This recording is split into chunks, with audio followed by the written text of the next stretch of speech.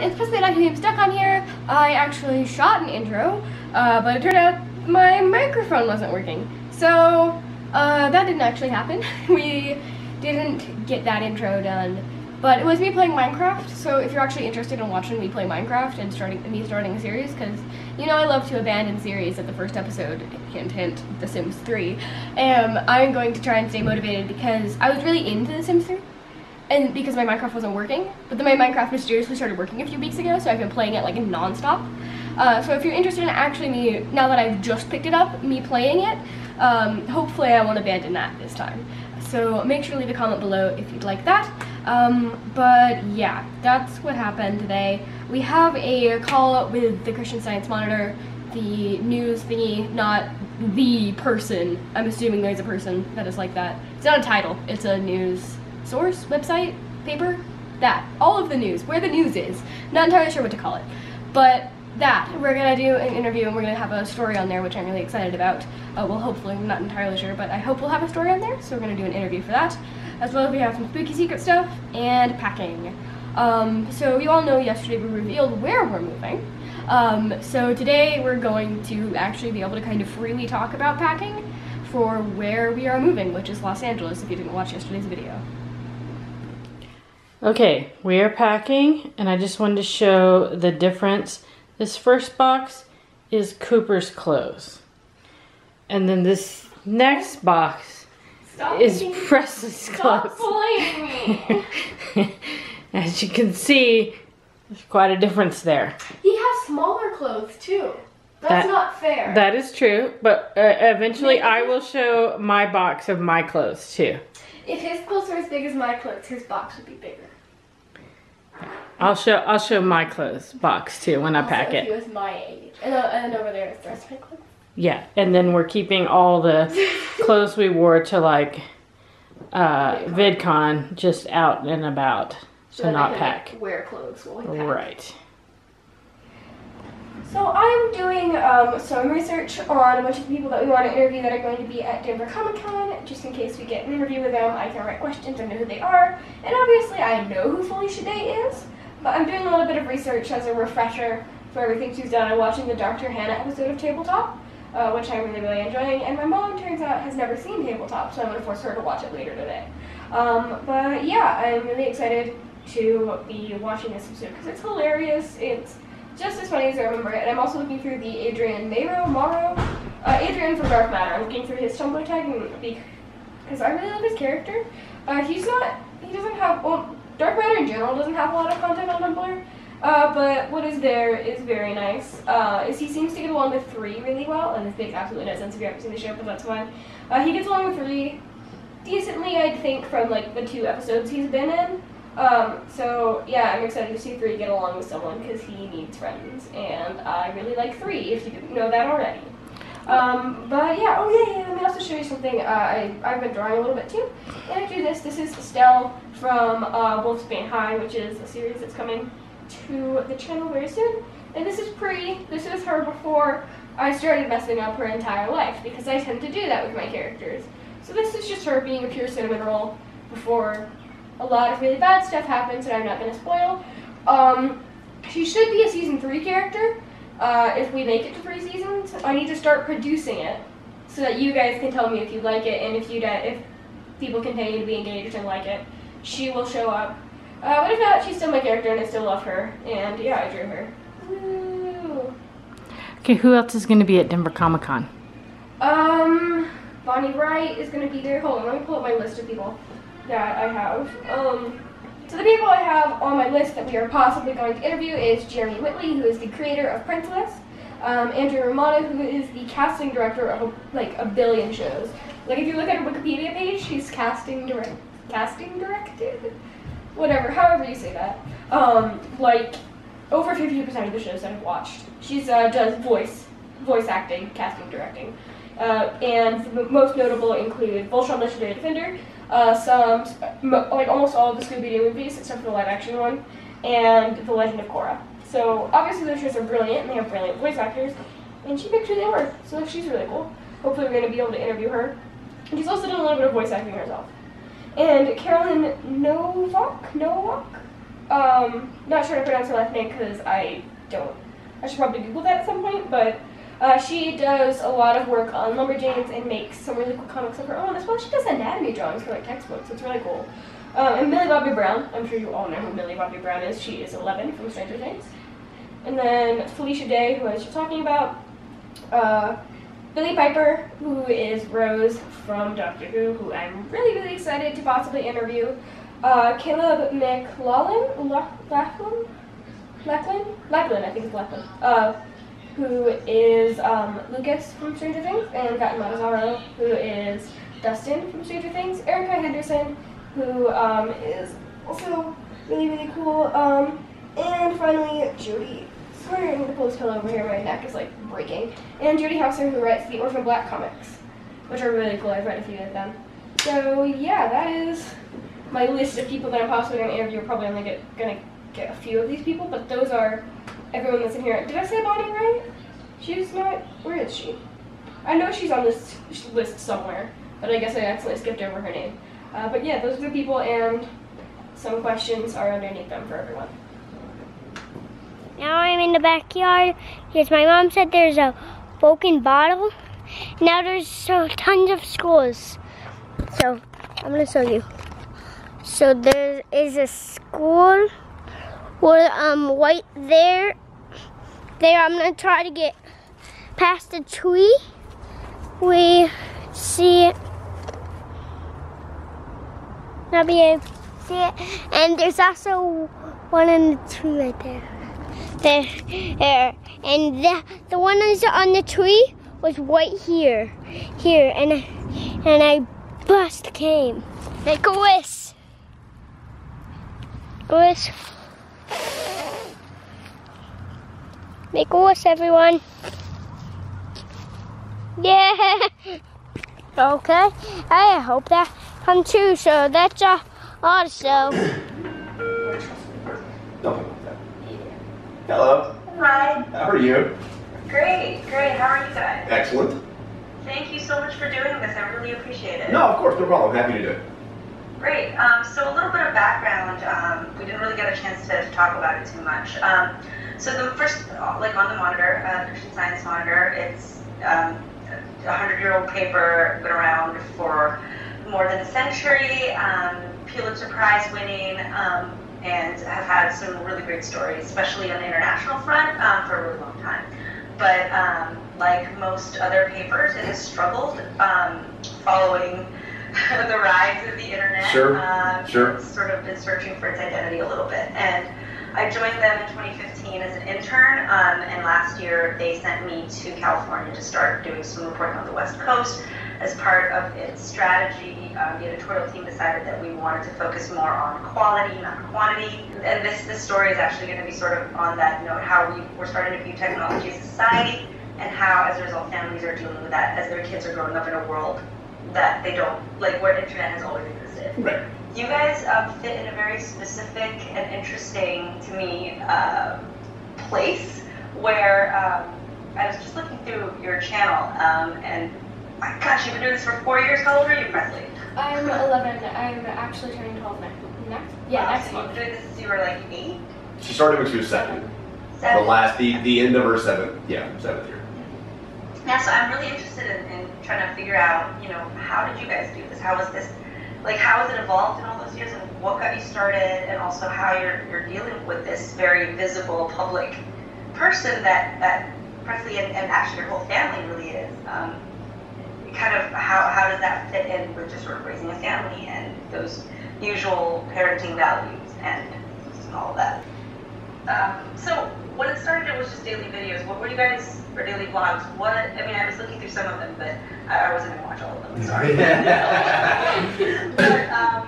But so at first it was just stuff that you guys were doing every day. How are you coming up with content? Well, yeah, we've actually branched out a lot since But no, when we first started it was just daily, yeah. We it was just made kind a video about whatever. I talked about my writing class. We weren't necessarily doing traditional vlogs where you could, not all the time. A vlogger like Charles Trippy, right, is following himself around, shooting what he does all day, every day, or whatever, and then editing it together and posting it the next day. And we did a lot of that, but we were doing you know, we were posting a video every day. So it wasn't necessarily a traditional vlog. Sometimes it was Presley talking about something that she cared about. We did these like Presley's Perspective videos, we called them, where we would talk about, like her and I would just sit down and talk about something going on in the world to get kind of a kid's take on big issues that were happening. Yeah, the twist, and I didn't, the twist there was kind of, I didn't know what it was about, so you explained. Yeah, she wouldn't know what we were going to talk about until we sat down, so it would be a cold conversation on tape. And I didn't know like about what it was either, except now that I have like social media accounts, I kind of know what's going on, so that doesn't. She's less uninformed than she was back then now. But yeah, we would do That's those. when she was 7, right? That's when she was 7, yeah, totally. She was 7, early 8, and we're talking about like Prop 8. Like we had a huge, one of our first Presley's Perspectives was about Prop 8. To my other origins. We had a school shooting that happened just down the road from us here in Colorado, and we did a video on that. Like we would do some of those sometimes. She would do art. She would it was just all kinds of things. Like as long as we posted a video every day. That's really what Presley was trying to stick to for the daily. And then because we homeschooled her, we were doing a fair amount of educational content on the channel just because that was part of our lives. Like we're documenting our lives, and a big part of our lives was education. And that started really resonating with people, and they liked it. But if you subscribed to our channel to get educational content, you know, you would get a notification every day that our family vlog was posting, and once every couple of weeks, one of those would be educational. And so just late last year, we sort of launched an EDU-focused channel so that people who wanted to follow the EDU stuff could get you know, from that direction. But yeah, I mean, she does cosplays, she does interviews at conventions, it's just whatever we find interesting that day and whatever's going on, we've always kind of posted that. It's been a very sort of schizophrenic experience on what kind of content is on the channel, for sure. Have there been any concerns, I mean, still now, but especially when she was younger, about what kind of audience, like when you were putting yourselves and your daughter out there basically for the world to kind of consume, right? And so were there concerns there? Was that talked about at all? Yeah, like early on, I would say, like we never thought anybody would ever watch it. Yeah. So like the grandparents. Right, yeah, like my parents would watch it and know what's going on with the grandkids, so we didn't think as much about it when we were first starting off. And pretty quickly we made some friends who were larger, like kid YouTubers or family YouTubers, and sort of got some advice from those guys. And I mean, you still think about it from time to time, but it's really, the community aspect of it is actually really amazing. Like it almost feels like, you know, Presley has this big extended family out there.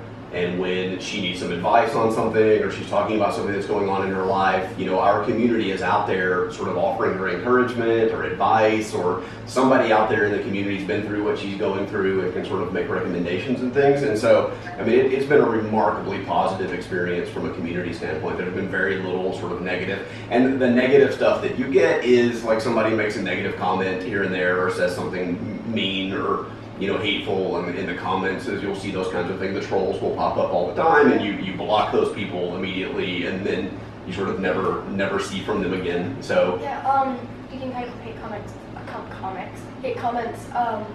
Was it Bill on your panel that was talking about them? Because I thought he had something really good to say. what is it? That a lot of people view hate commenters as angry men yelling at you because you're a terrible child. But really, they're usually scared little kids that don't know, that are angry and in some sort of bad situation and lash out. And it could be like something small, but they're still lashing out at whatever they can get. And I have never been very sensitive to that kind of stuff.